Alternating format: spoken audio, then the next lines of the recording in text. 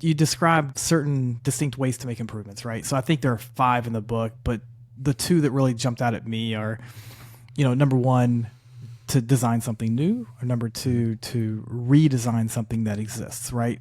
And there are some other things too, but Yeah. the point here is, and you make this point in the book, all improvement requires a change. So the system has to be disrupted, right? Would you say that?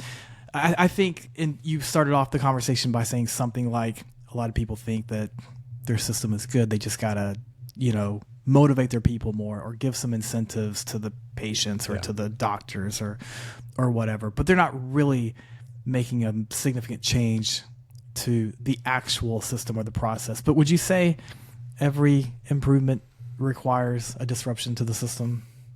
There's some level of disruption. So when you hear the word disruption, sometimes people think it's very significant or chaotic. That may not be the case, but I like what you described, which is that in order to get a different result, we have to do something different. And there's often two things in there. There's more than these two, but these are kind of the two common ones. And one is, we don't have a method or a way of doing what we need to do in order to get to the outcome. So we've got to create something. We've got to design it.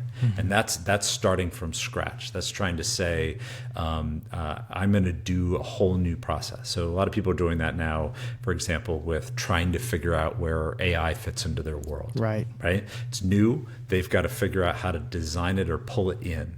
The other is the most common, which is more redesign.